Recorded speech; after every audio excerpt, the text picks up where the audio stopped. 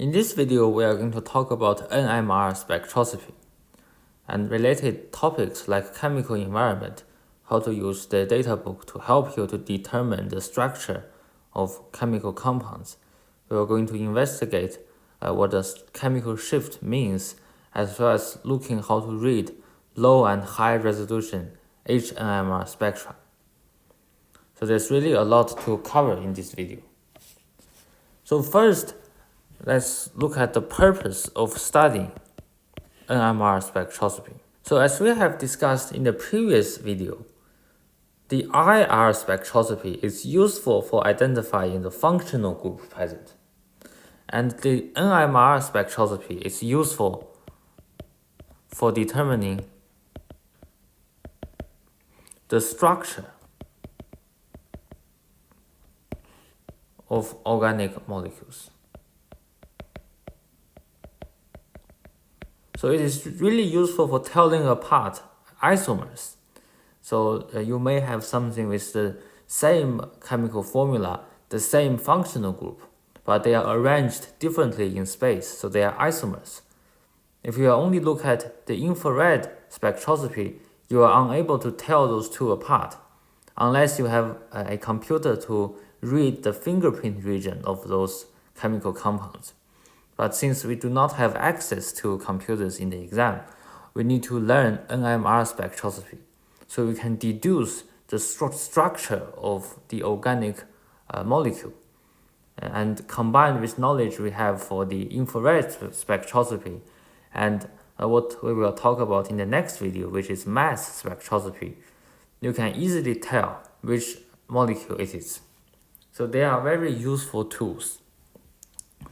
So first, we need to know the principle of NMR spectroscopy. So for the NMR spectroscopy to work, the nucleus of atoms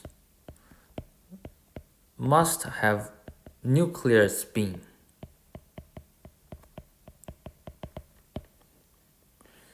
And the time we have nuclear spin is when the nucleus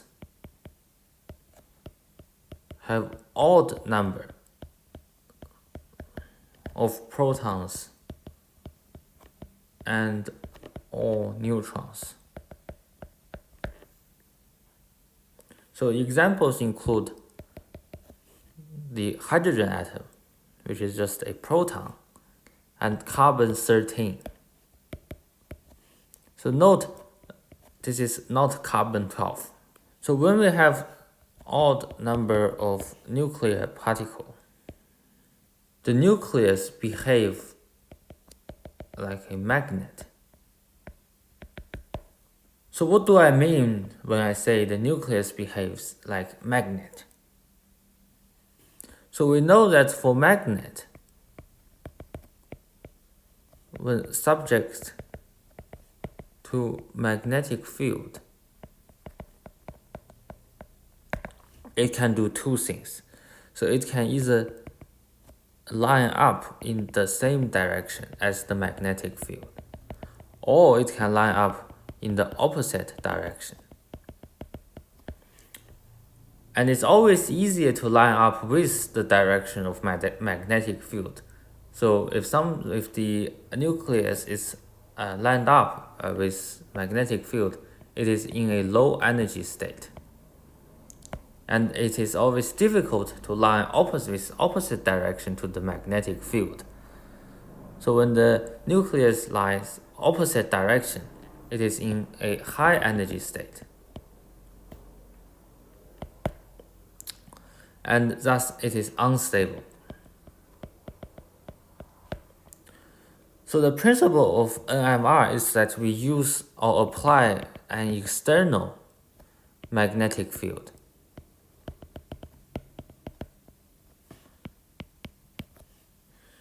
And using this to force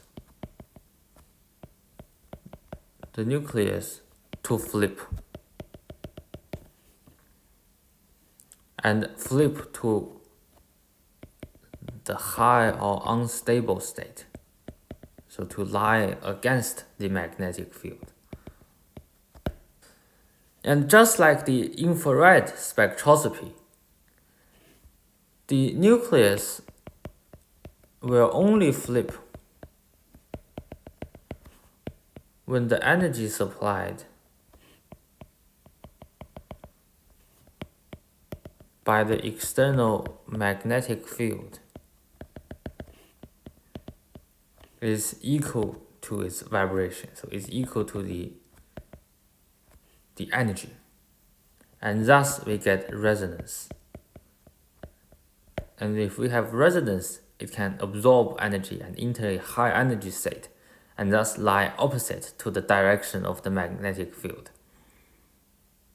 And because this high energy state is unstable, then over time those nucleus will flip back and thus release energy. And this energy is measured and recorded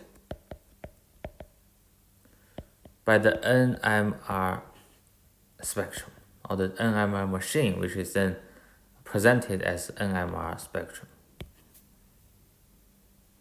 So this is the underlying principle behind NMR spectroscopy. And the way that the energy release is represented is through those peaks in the NMR spectrum. So there's only one other thing that I need to address before we move on any further. So another very important fact or important thing to consider is called the chemical environment. So this arises because electrons in covalent bond also have its own magnetic field.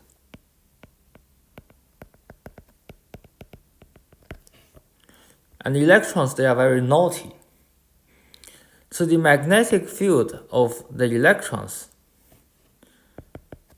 opposes the external magnetic field. I will just write magnetic field as the B field. So this is how you represent a magnetic field using a symbol. So B with the arrow on top of it. So it looks something like this. So you have a nucleus and it's surrounded by this electron. And the electron shields the hydrogen nucleus from the field, from the external magnetic field. So this effectively cuts down the size of the magnetic field experienced by the nucleus. So this makes sense, right? If you have something that is shielding you from the external magnetic field, then for a given strength of the external magnetic field, the actual magnetic field that can influence or affect this nucleus would be smaller. And hence, because we require exactly the same energy as the energy that the nucleus have in order for them to have resonance, we need to increase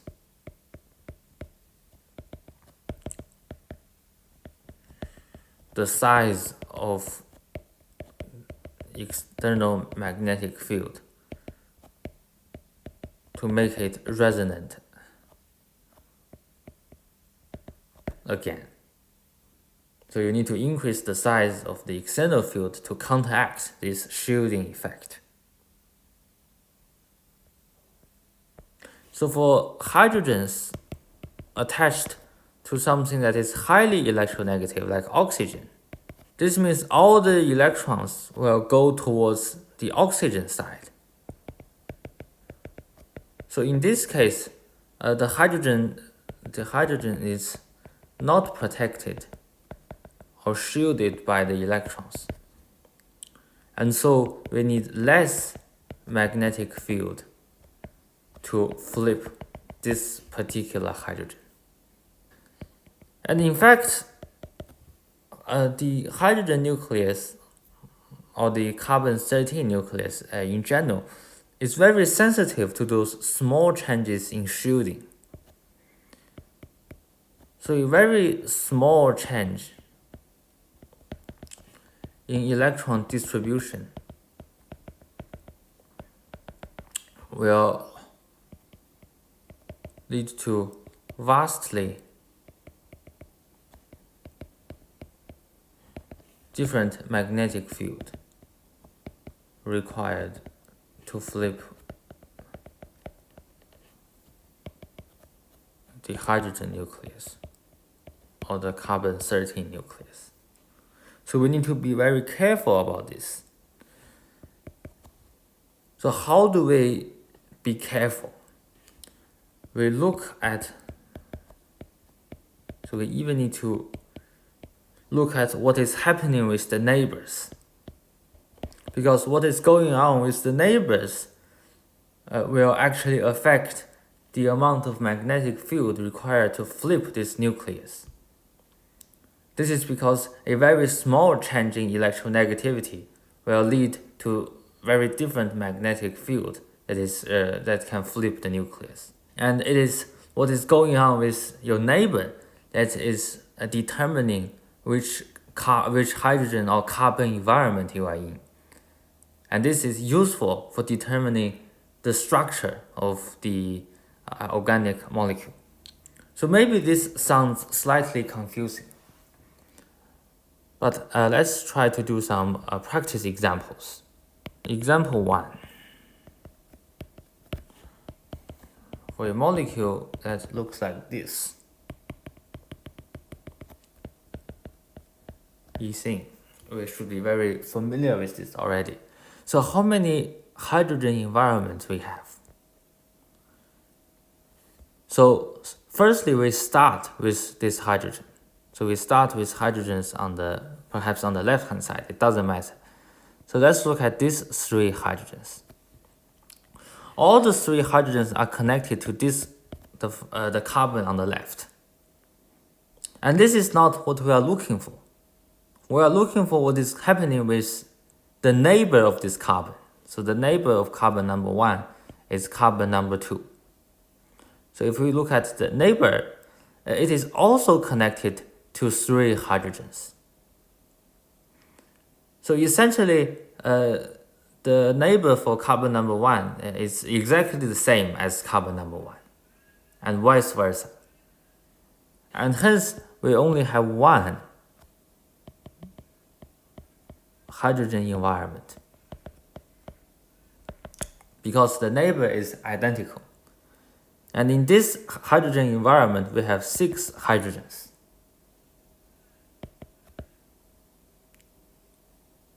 Example 2.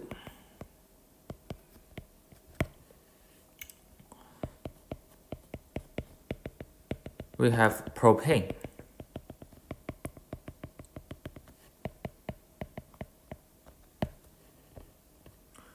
Three carbons. And now let's look at the hydrogen environments. So for those 3 hydrogens, it is attached to carbon number 1. And the neighbor of carbon number 1 is carbon number 2. And as you can see, carbon number 2 is connected to 2 hydrogens and 2 carbons, whereas carbon number 1 is connected to 1 carbon and 3 hydrogens. So we can say that the hydrogen environment for carbon number 1 is different from the hydrogen environment of carbon number 2. So we have at least 2 hydrogen environments. If we look at carbon number 3, you can see that carbon number 3 is connected to carbon number 2 as a neighbor. And carbon number 2 have 2 hydrogens attached to it and 2 carbons attached to it. So the saturation for carbon number 3 and carbon number 1 is the same. They share the same neighbor. But for carbon number 2, it's in a different chemical environment, because the neighbor for carbon number 2 is carbon number 1 and number 3, which are both connected to 3 hydrogens. So so they are in a different environment. So we can say that we have 2 hydrogen environments. And the number of hydrogen nucleus, so in the first environment we have 6, so which correspond to the environment for the hydrogens attached to carbon 1 and carbon 3.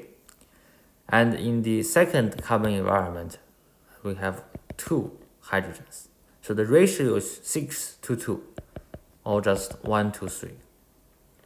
So for every 1 hydrogen in carbon number 2 environment, we have 3 hydrogens in carbon environment corresponding to, we have 3 hydrogens in hydrogen environment corresponding to carbon 1 and carbon 3. So example 3, we have ethanol. How many hydrogen environments we have?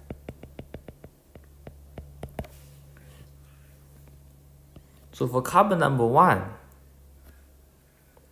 you can see clearly is the neighbor, which is carbon number 2, does not have the same arrangement, the hydrogen arrangement, as carbon number 1. So carbon 2 is connected to OH and 2 hydrogens, which is different from carbon number 1. And let's look at these 2 hydrogens. So the hydrogens at the bottom right. So it is connected to carbon number 2, which shares a neighbor, carbon number 1. And they are also in a different environment, because from this 3 hydrogens perspective, its neighbor is the COH and 2 hydrogens. And for this, the hydrogens on the right, it has the neighbor CH3. So let's look at this hydrogen. This hydrogen is also in a different chemical environment, because this hydrogen is attached to oxygen atom, which is very electronegative. So it is not even connected to the carbon. So it is in a third hydrogen environment. So we have 3 environments. And for the first environment, we have 3 hydrogen. In the second, we have 2. In the third, we have 1. So the ratio is 3 to 1. Number 4.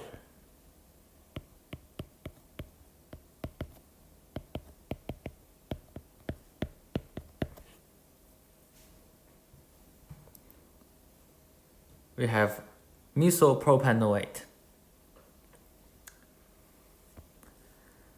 The 3 hydrogens here have neighbor CH2. The neighbor of those 2 hydrogens is CH3 and COO. And this carbon does not have any hydrogen attached to it. And the neighbor of those 3 hydrogens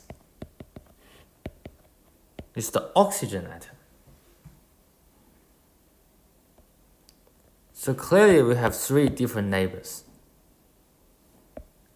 So we have 3 hydrogen environment with the ratio 3 to 2 to 3. Number 5, we have a CC double bond. So let's look at how many neighbors we have.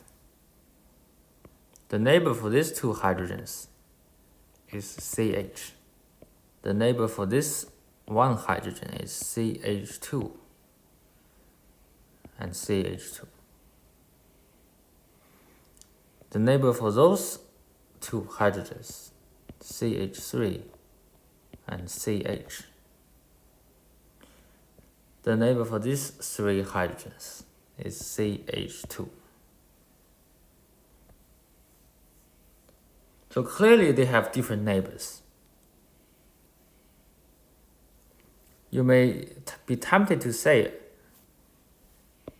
the hydrogens here, they all have CH2 as the neighbor, but this is corresponding to different CH2s.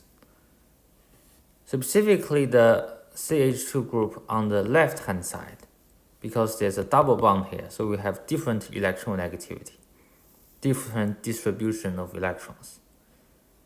And this CH2 for here is, so this hydrogen is located at the middle of the chain, but this hydrogen, this three hydrogens, is at the end of the chain. So in many ways they are different. So that's why they are not in the same environment. So we have four hydrogen environments with the ratio 2 to 1 to 2 to 3. Number 6. So for these two hydrogens on the left, is connected to carbon as the neighbor. So this hydrogen is connected to carbon double bond and also a carbon single bond. For these two hydrogens, it's connected to the CH. So clearly they are different. So we have three environments. And the ratio of hydrogens in each environment is 2 to 1 to 2. So we have two hydrogens here, one hydrogen here, two hydrogens here. The last example we will do. This is primary amine. So for the CH3s on the left and on the right, they have the same neighbor. So the neighbor is carbon that is connected to one of the hydrogen and NH2. So they share the same neighbor. So those two carbons on the right and on the left, they are in the hydrogens on the right and on the left, they are in the same hydrogen environment. For this particular hydrogen on the top, so it is connected to a carbon, which is then connected to NH2. So it has the neighbor NH2, as well as CH3s on the left and on the right. So clearly it's in a different environment to the previous 6 hydrogens we have discussed. The last two hydrogens, they are connected to a hydrogen. And we know that hydrogen is electronegative.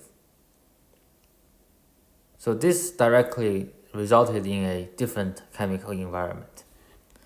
So we have 3 hydrogen environments. The ratio is 6, which corresponds to the CH3s to 1 to 2. So this is how you determine the number of hydrogen environments.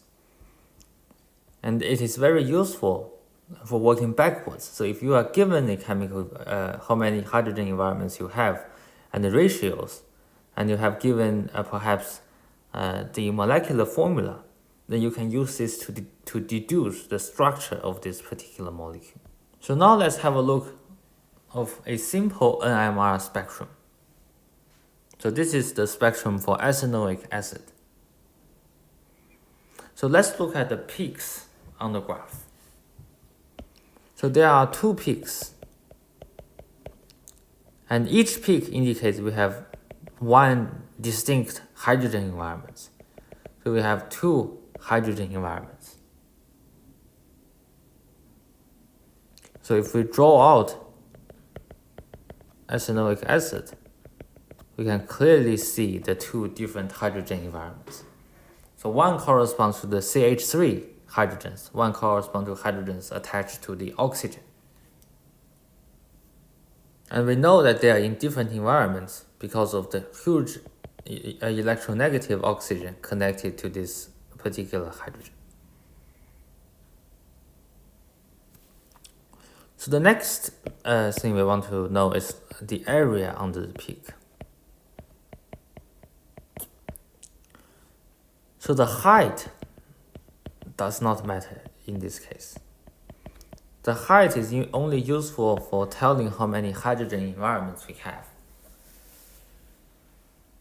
So to get the relative number of hydrogens in each environment, so for example, whether it's 32223 or 12223, we need to look at the area under the peak.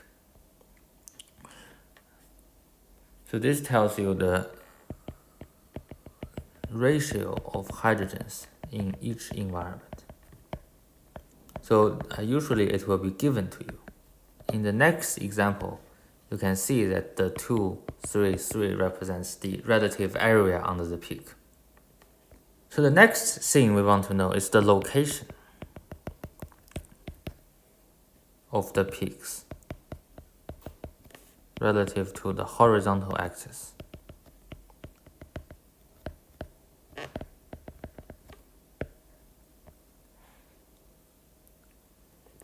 So this location is relative, and it is all compared against a chemical called TMS, so tetramethylsilane. So the TMS looks like this.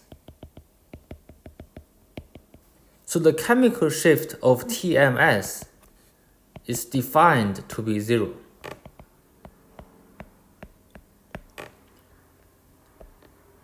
And theoretically, there should always be a point at 0. So we should always be expect to see a peak at 0. But because we are expected to see the peak at 0 all the time, sometimes we just ignore it. So in the case of this diagram, there's nothing at 0, but it is just ignored, since every diagram of NMR would have a peak at 0. In many cases, we just ignore it. But you need to know that it is there, because it is really important. If we don't have this comparison point, the whole NMR diagram would not make any sense. So if you look at this TMS chemical, you can see that we have silicon at the middle. So why do we use silicon? Because if you go back to the periodic table, you can see silicon is below carbon. And thus, silicon is less electronegative than carbon. So it doesn't want to pull electron as close as the carbon atom. So in this case, the electrons in the CH bond is as close to the hydrogens as possible, because silicon is not very electronegative. So all the electrons are moved towards the carbon side. So in this case, so the hydrogen is the most shielded. So effectively, you have the maximum protection of hydrogen against external magnetic field, since the electrons are very close to the hydrogen atom. And thus, you need to use the highest magnetic field if you are investigating the structure of tetramethylsilane. And this leads us to the next important point.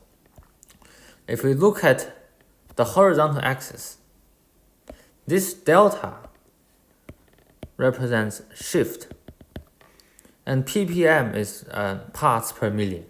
So this chemical shift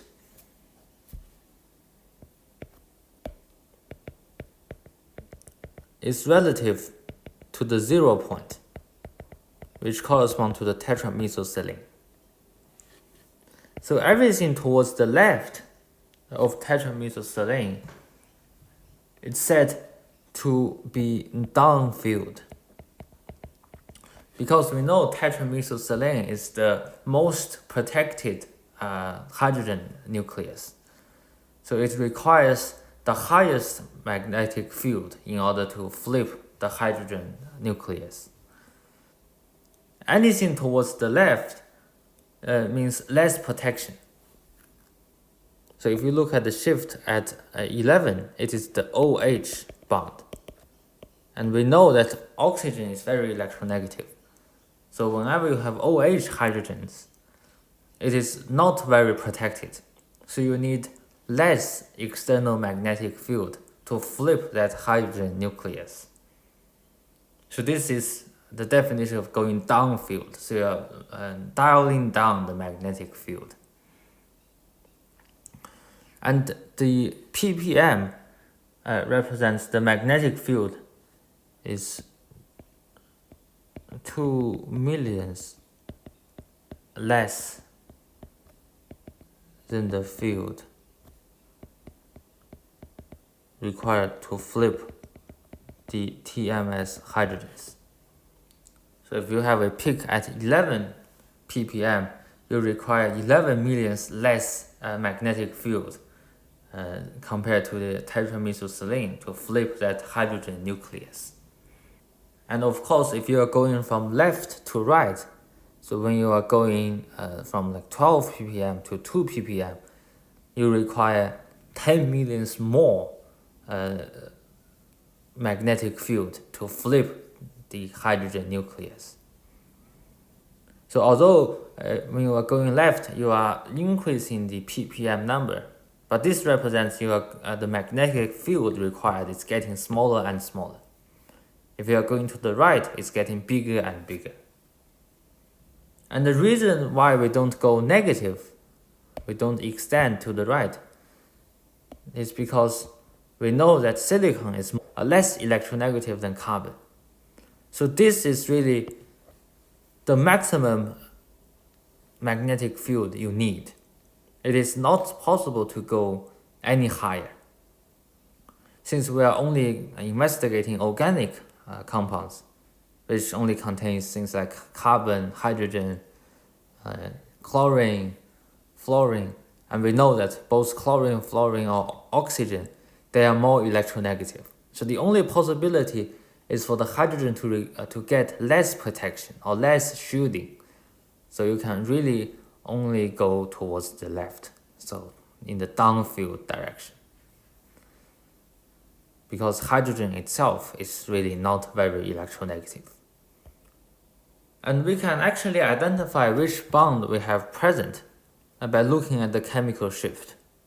And this is given to you in the data book. So here is what you will see in the data book. For each particular type of hydrogen, or for each hydrogen environment, there is different chemical shift. And whenever you see a particular shift on the NMR diagram, you need to compare this against things listed in the data book. As you can see, the hydrogen connected to the highly electronegative oxygen have the largest shift. So it needs to go downfield the most because it is really not protected by the electrons.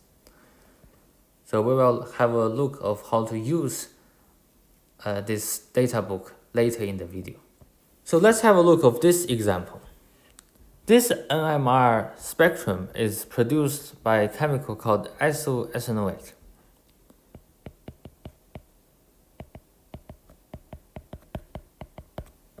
So it is an ester. We have 3 peaks. So this indicates we have 3 hydrogen environments. And this is consistent. because for these 3 hydrogens, it's connected to the carbon, which is double bonded with oxygen, with 2 oxygens. And for these 2 hydrogens, towards the left is the very electronegative oxygen. Towards the right is CH3. And for this CH3 hydrogen environment, it is connected to a carbon, which is then connected to 1 oxygen. So as you can see, each of them, they are in a distinct chemical environment. We also have the area under the curve. So it's 2, 2, 3, 2, 3. So we know that in one of the environment we have 2 hydrogens, and in both of the other environment we have 3 hydrogens. So this is also consistent with this chemical species. And then let's look at the shift.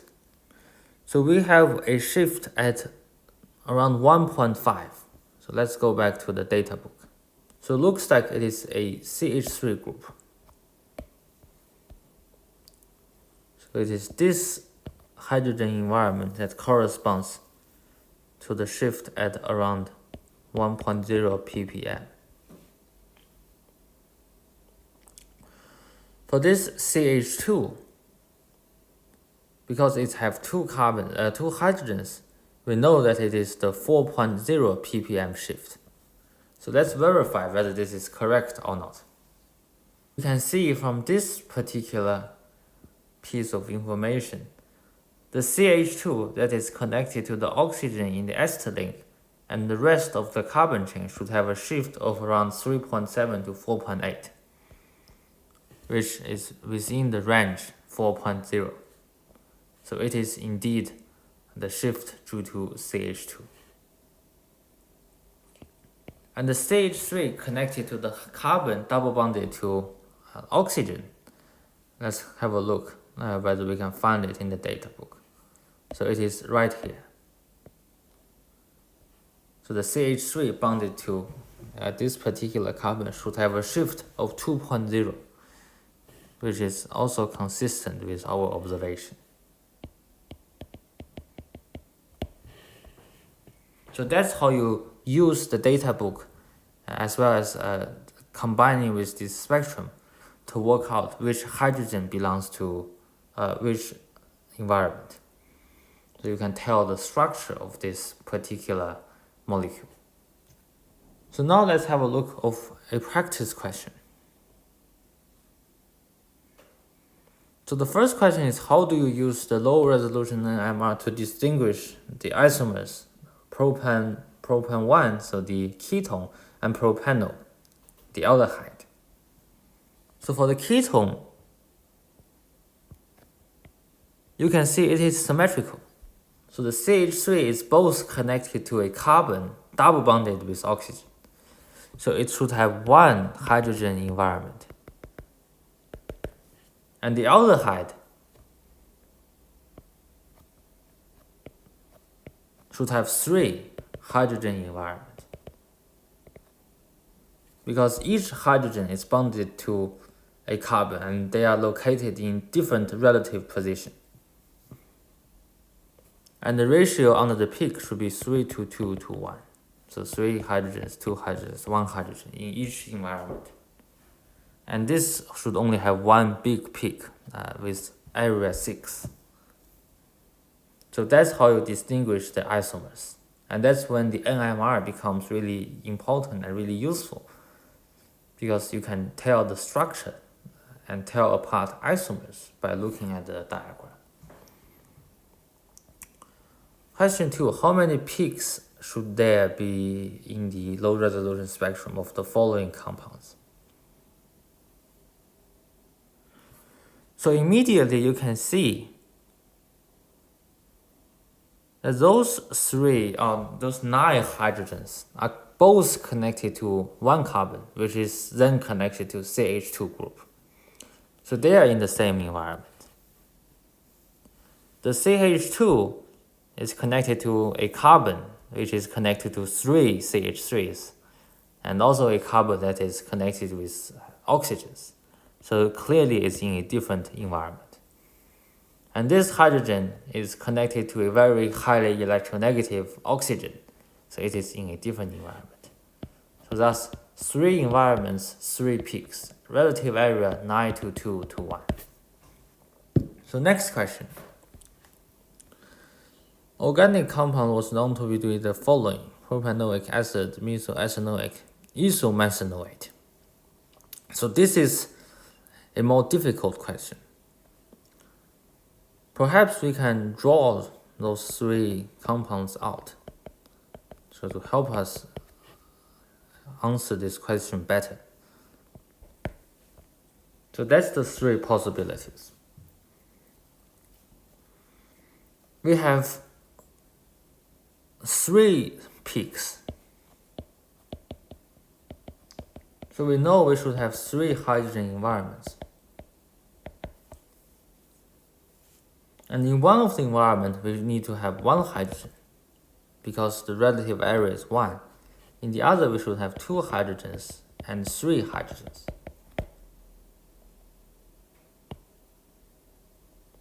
So based on this information, you can immediately rule out methyl ethanoate because it only have 2 hydrogen environments.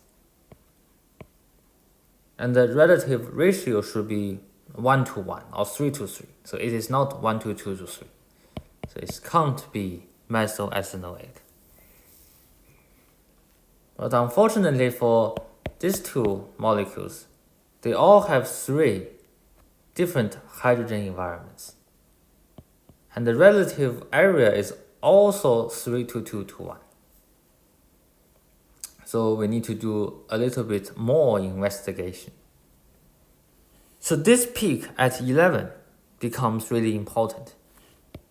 So the shift of 11 to 12 ppm is really important. So why is this the case? If you go to the data book, the only shift that is above 10 is the shift of the hydrogen that is connected to the oxygen as a part of the carboxyl group. So it is the carboxylic acid shift. So whenever you see something with a shift of around 11 to 12, you will know immediately that this is shift for the acid. And hence, the answer is propanoic acid. So the next thing we want to look at is high resolution NMR spectrum. So before we are looking at low resolution spectra, and now we are looking at high resolution. So what's the difference between them? So if you notice that for the high resolution, we have splits, whereas for the low resolution, we only have this 1 peak. So that's really the only difference between those 2. The area under the curve and number of peaks are all the same. And the splits are particularly interesting. So we can actually get a lot of information from the splits. So to interpret the splits, we need to use the n+1 rule. So the number of splitting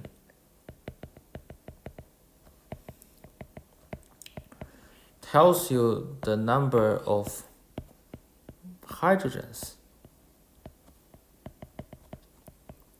attached to the carbon atom.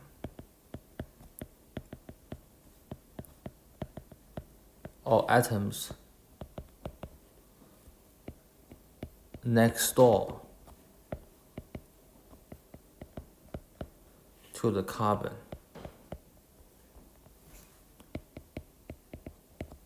Whose cluster you are looking at.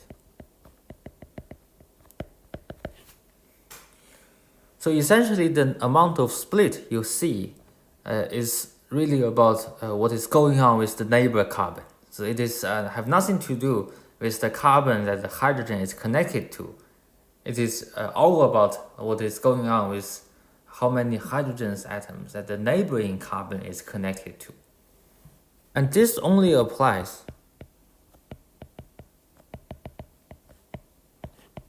for hydrogens connected to carbon.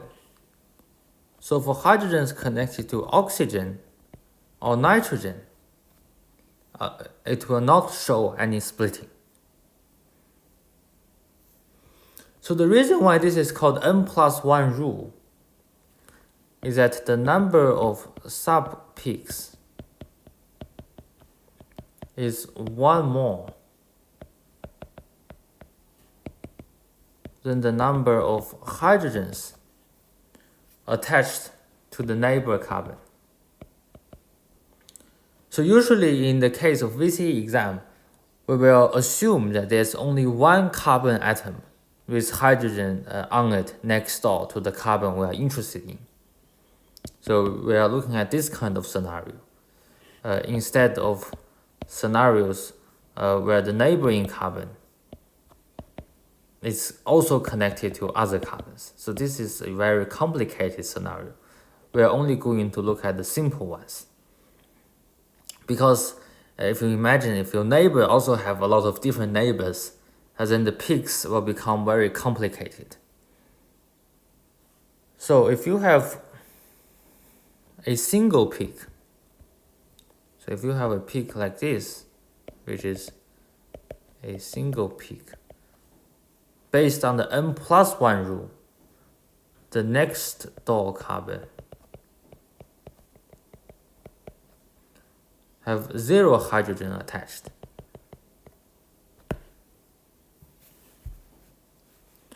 Or there's no next door carbon. So maybe you will have things like COOH. This hydrogen should only show one peak because there's no neighboring carbon. And why does the next door carbon have 0 hydrogen attached? Because if you look at the definition of N+1 rule, is that the number of peaks is one more than the number of hydrogen attached. So if you only have one peak and then you subtract 1, you should have 0 hydrogen attached. So conversely, if you have 2 peaks, then 2 minus 1 means you have 1 hydrogen attached to the neighboring carbon. So you have a CH group.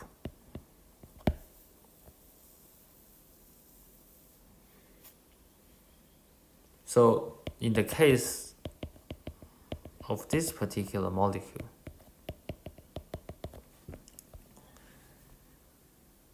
and if you are looking at the split of the hydrogens on the right and on the left, they all have a neighboring carbon which is only attached to 1 hydrogen. So the peaks for these 2 groups should all be a doublet, so double peak. Remember, the peak or the split have nothing to do with the carbon directly connected to the hydrogens. It is something to do with the neighboring carbon, so the carbon in the middle. We can also have triplet, so something like this. 3 peaks. So this means you have 3 minus 1, or the CH2 group next door. So in the case of propane, if you look at this 1 hydrogen environment, you are expected to see a triplet, because in the neighboring carbon is a CH2. And based on the N+1 rule, you should expect it to see 3 splits. You can also have something like a quartet. So 4 splits. So this means 4 minus 1, you have a CH3 group as neighbor.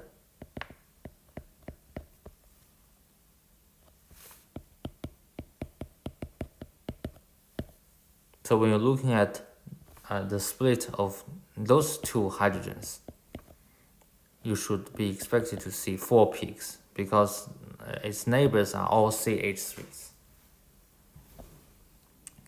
So that's how you use the splitting to tell which species or the structure of species present.